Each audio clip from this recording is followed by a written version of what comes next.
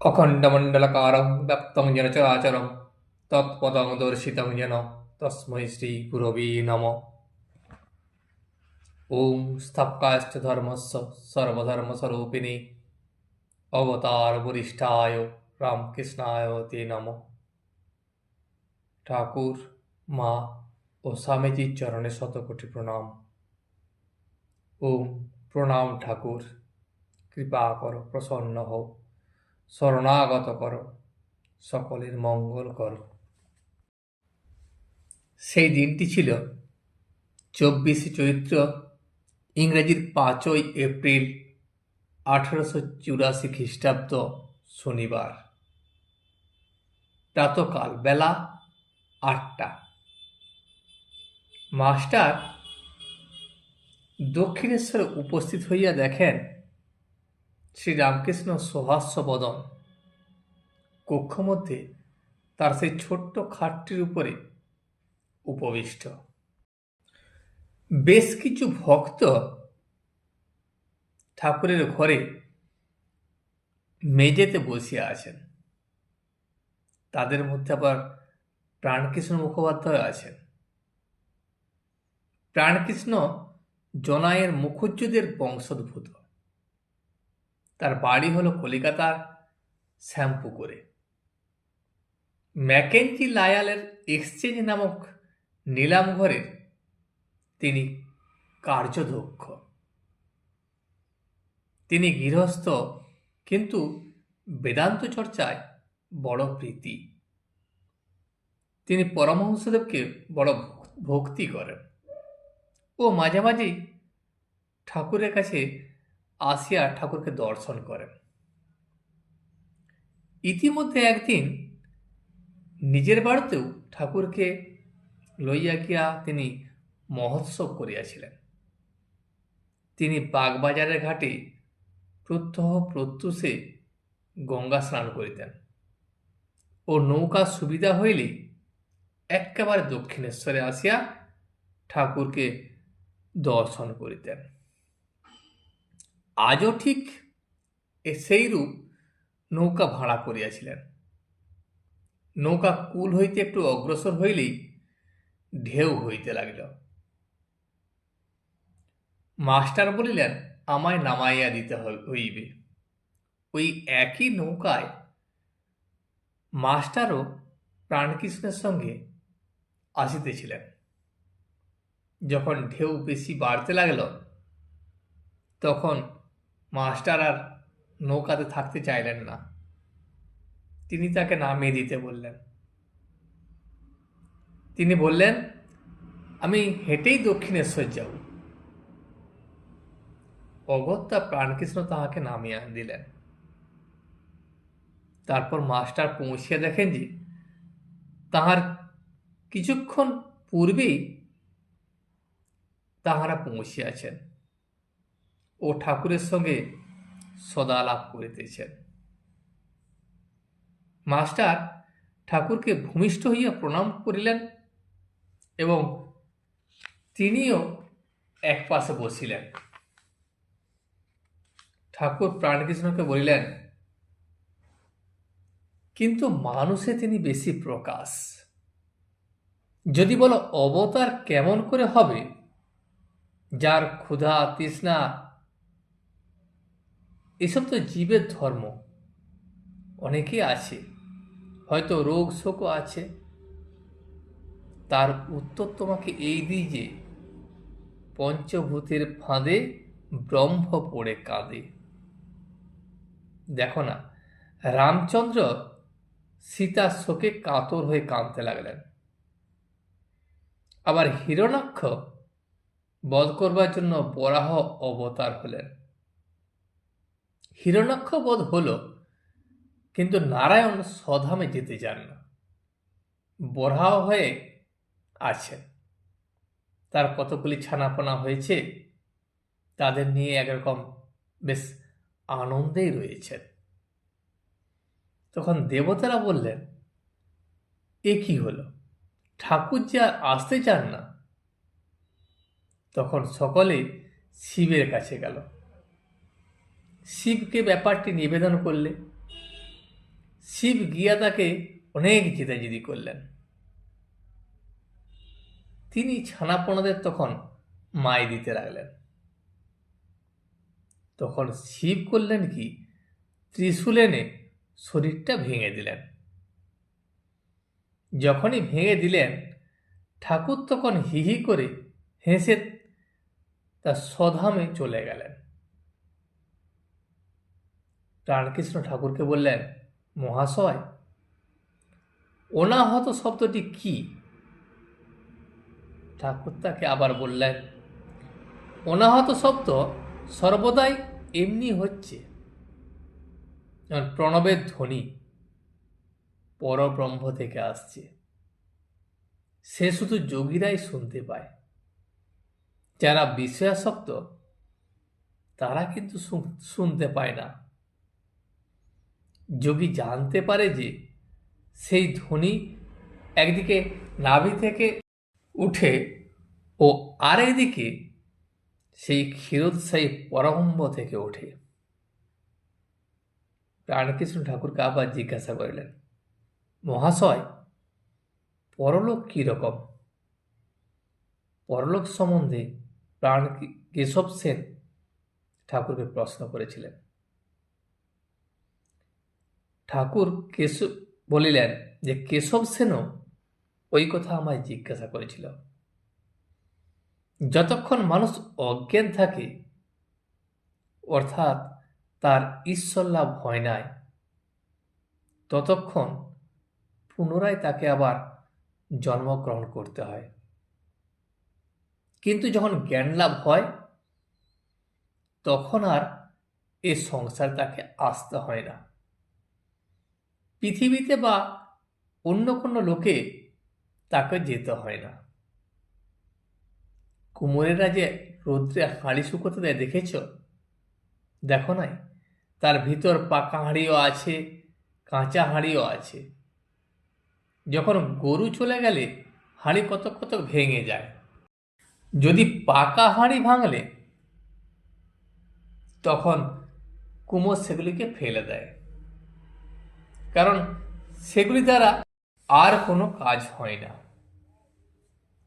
আর কাঁচা হাঁড়ি যেগুলি ভাঙে, কুমোর তাদেরকে আবার লয়, নিয়ে চাকতে তাল পাকিয়ে দেয়, আবার নতুন হাঁড়ি তৈরি হয়।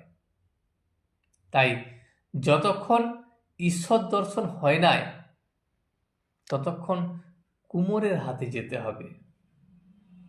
অর্থাৎ এই সংসারে আবার ফিরে ফিরে আসতে হবে। সিদ্ধ ধান পুঁতলে কি হবে? তার কি গাছ হয়? আর গাছ হয় না।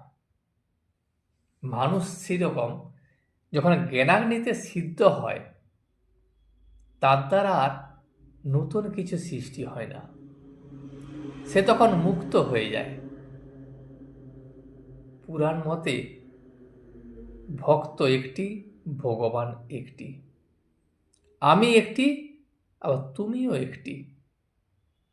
শরীর যেন সরা, এই শরীরের মধ্যে মন, বুদ্ধি, অহংকার রূপ জল রয়েছে, আর ব্রহ্ম সূর্য স্বরূপ, তিনি এই জলে প্রতিবিম্বিত হচ্ছেন। ভক্ত তাই ঈশ্বরীয় রূপ দর্শন করে। বেদান্ত মতে ব্রহ্মই বস্তু, আর সমস্ত কিছুই মায়া, স্বপ্নবৎ, অবস্তু। অহং রূপ একটি লাঠি, সচ্চিদানন্দ সাগরের মাঝখানে পড়ে আছে। তুমি এইটা শুনে যাও যে অহং লাঠিটা তুলে নিলে এক সচ্চিদানন্দ সমুদ্র, আর অহং লাঠিটি যখন থাকে তখন তা দুটো দেখায়, এক ভাগ জল আর এদিকে এক ভাগ জল। ব্রহ্মজ্ঞান যখন হয়, ব্রহ্মজ্ঞান হলেই সমাধিস্থ হয়, তখন এই অহং একবার পৌঁছে যায়। তবে লোকশিক্ষার জন্য শঙ্করাচার্য বিদ্যারামে রেখে দিয়েছিলেন। ঠাকুর প্রাণকৃষ্ণকে বললেন আবার, কিন্তু জ্ঞানীর লক্ষণ আছে। কেউ কেউ মনে করে আমি জ্ঞানী হয়েছি, তা জ্ঞানের লক্ষণ কি? না, জ্ঞানী কারো কখনো অনিষ্ট করতে পারে না, বালকের মতো সে হয়ে যায়। লোহার খড়গে যদি পরশমণি ছোঁয়ানো হয়, তাতে সে খড়গ সোনা হয়ে যায়। আর সোনার খড়গ দিয়ে কখনো হিংসার কাজ হয় না। বাহিরে হয়তো দেখায় যে তার রাগ আছে কি অহংকার আছে, কিন্তু বস্তুত জ্ঞানীর ওসব কিছু থাকে না। যদি দূর থেকে পোড়া দড়ি দেখো, তা দেখলে বোধ হয় যে ঠিক এক গাছা দড়ি পড়ে আছে, কিন্তু কাছে এসে যেই ফুঁ দাও, সব উড়ে যাবে। ক্রোধের আকার, অহংকারের আকার কেবল, কিন্তু সত্যকার ক্রোধ নয় বা সত্যকার অহংকার নয়। যেমন বালকের আঁট থাকে না, এই খেলাঘর করলে কেউ হাত দেয় তো ধেই ধেই করে নেচে কাঁদতে আরম্ভ করে দিলে, আবার নিজেই ভেঙে ফেলবে সব। এই কাপড়ে তো আঁট করে পড়ছে, বলছে আমার বাবা দিয়েছে, আমি দেব না। আবার একটা পুতুল দিলে পরে সে সব ভুলে যায়, কাপড়খানা হয়তো ফেলে দিয়েই চলে যায়। এইসব হলো জ্ঞানীর লক্ষণ। হয়তো বাড়িতে খুব ঐশ্বর্য, কোচ, কেদারা, ছবি, গাড়ি ঘোড়া, আবার সব কিছু ফেলে দিয়ে সে কাশি চলে যায়। বেদান্ত মতে জাগরণ অবস্থাও কিছু নয়। এক কাঠুরে একবার স্বপন দেখেছিল। একজন লোক তার ঘুম ভাঙাতে সে বিরক্ত হয়ে উঠে বলল, তুই কেন আমার ঘুম ভাঙালি? আমি রাজা হয়েছিলাম, 7 ছেলের বাপ হয়েছিলাম, ছেলেরা সব লেখাপড়া, অস্ত্রবিদ্যা সব শিখছিল, আমি সিংহাসনে বসে রাজত্ব করছিলাম, কেন তুই আমার সুখের সংসার ভেঙে দিলি? সে ব্যক্তি তখন বলল, ও তো স্বপন, ওতে আর কি হয়েছে? কাঠুরে তখন বললে, দোষ, তুই বুঝিস না, আমার কাঠুরে হওয়া যেমন সত্য, স্বপনে রাজা হওয়াও তেমনি সত্য। কাঠুরে হওয়া যদি সত্য হয়, তাহলে স্বপনে রাজা হওয়াও সত্য। প্রাণকৃষ্ণ জ্ঞান জ্ঞান করেন, তাই বুঝি ঠাকুর জ্ঞানীর অবস্থা বলিতেছেন। এইবার ঠাকুর বিজ্ঞানের কথা বলিতেছেন। ইহাতে কি তিনি নিজের অবস্থার ইঙ্গিত করিতেছেন? ঠাকুর বলিলেন, নেতি নেতি করে আত্মাকে ধরার নাম হলো জ্ঞান, আর নেতি নেতি বিচার করে সমাধিস্থ হলে আত্মাকে ধরা যায়। বিজ্ঞান কি না, বিজ্ঞান হলো বিশেষ রূপে জানা। কেউ দুধ শুনেছে, আবার কেউ দুধ দেখেছে, আবার কেউ আবার দুধ খেয়েছে।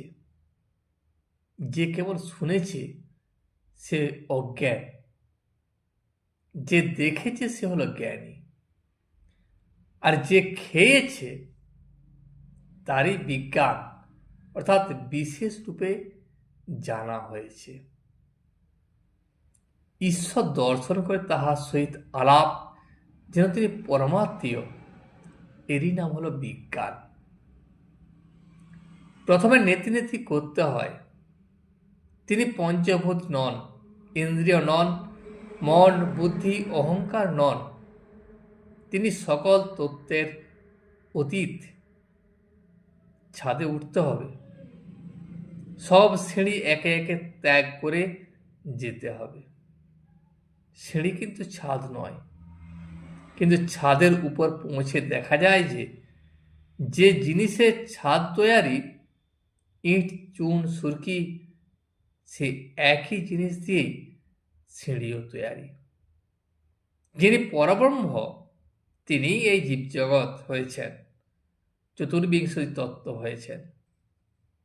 যিনি আত্মা তিনি পঞ্চভূত হয়েছেন। মাটি এত শক্ত কেন? যদি আত্মা থেকেই হয়েছে, তার ইচ্ছাতে সব হতে পারে। শনিত শুক্র ছাড়া থেকে যে হাড় মাংস হচ্ছে, সমুদ্রে ফেনা কত শক্ত হয়। বিজ্ঞান হলে সংসারও থাকা যায়। তখন বেশ অনুভব হয় যে তিনি এই জীবজগৎ হয়েছেন, তিনি সংসার ছাড়া নন। রামচন্দ্র যখন জ্ঞান লাভের পর সংসারে থাকবো না বললেন, তখন দশরথ বশিষ্ঠকে তাঁর কাছে পাঠিয়ে দিলেন তাকে বুঝাবার জন্য। তখন বশিষ্ঠ তাকে বললেন, রাম, যদি সংসার ঈশ্বর ছাড়া হয় তুমি তাহলে তাকে ত্যাগ করতে পারো। তখন রামচন্দ্র আর কিছু বলতে পারলেন না, তিনি চুপ করে রইলেন। তিনি তো বেশ জানেন যে ঈশ্বর ছাড়া কিছুই নাই। তার আর সংসার ত্যাগ করা হলো না। কথাটা এই, দিব্য চক্ষু চায়, মন শুদ্ধ হলেই সেই চক্ষু হয়। দেখো না, কুমারী প্রজা, হাগামোতা মেয়ে, তাকে ঠিক দেখলাম যেন সাক্ষাৎ ভগবতী। একদিকে স্ত্রী, একদিকে ছেলে, দুজনকেই আদর করছে, কিন্তু ভিন্নভাবে। তবেই হলো মন নিয়ে কথা, শুদ্ধ মনেতে এক ভাব হয়। সেই মনটি পেলে সংসারে ঈশ্বর দর্শন হয়। তবেই সাধন চায়। সাধন চায় এটি জানা যে স্ত্রীলোকের সম্বন্ধে সহজে আসক্তি হয়। স্ত্রীলোক স্বভাবতই পুরুষকে ভালোবাসে, আর পুরুষ স্বভাবত স্ত্রীলোক ভালোবাসে। তাই দুজনেই শিগগির পড়ে যায়। কিন্তু সংসারে তেমনি খুব সুবিধা। বিশেষ দরকার হলো সদারা সহবাস করলে। মাস্টার, হাসছো কেন? মাস্টার বললেন, সংসারী লোক একেবারে সমস্ত ত্যাগ পেরে উঠবে না বলে ঠাকুর এই পর্যন্ত অনুমতি দিচ্ছেন। 16 আনা ব্রহ্মচর্য সংসার থেকে কি একেবারে সম্ভব? এই কথা বলতে বলতে হঠযোগীর প্রবেশ। পঞ্চবটিতে একটি হঠযোগী কয়েকদিন ধরিয়া আছেন। তিনি কেবল দুধ খান, আফিং খান আর হঠযোগ করেন। তিনি ভাত টাত খান না। আফিম ও দুধের পয়সা তার অভাব। ঠাকুর যখন পঞ্চবটির কাছে গিয়েছিলেন, তখন হঠযোগীর সঙ্গে ঠাকুরের আলাপ হয়েছিল। হঠযোগী রাখালকে বললেন, পরমহংসজিকে বলে আমার কিছু ব্যবস্থা করে দেওয়া হয়। ঠাকুর বলিয়া পাঠাইয়াছিলেন, কলকাতার বাবুরা এলে আমি বলে দেখব। হঠযোগী ঠাকুরকে বললেন, আপ রাখাল সে ক্যা বলতা? ঠাকুর বলিলেন, হ্যাঁ, আমি বলেছিলাম দেখব যদি কোনো বাবু কিছু দেয়। তা কই, তোমরা বুঝি এদের লাইক করো না? তখন প্রাণকৃষ্ণ চুপ করিয়া রহিলেন, আর হঠযোগীও সেখান থেকে প্রস্থান করিলেন। ঠাকুর শিষ্যদের সঙ্গে কথা বলিতে লাগিলেন, তাহার কথা চলিতে লাগিল। আজ এই পর্যন্তই। ভিডিওটি শেষ পর্যন্ত দেখার জন্য আপনাকে অসংখ্য ধন্যবাদ। ভিডিওটি যদি আপনার ভালো লেগে থাকে তাহলে একটা লাইক, কমেন্ট এবং বন্ধুর সাথে শেয়ার করে দেবেন। সাবস্ক্রাইব করে পাশে থাকা বেল আইকনটি বাজিয়ে দেবেন, যাতে আপনাদের নতুন ভিডিওগুলি সর্বপ্রথম আপনার কাছে পৌঁছে যায়। জয় শ্রী রামকৃষ্ণ, জয় শ্রী রামকৃষ্ণ, জয় শ্রী রামকৃষ্ণ।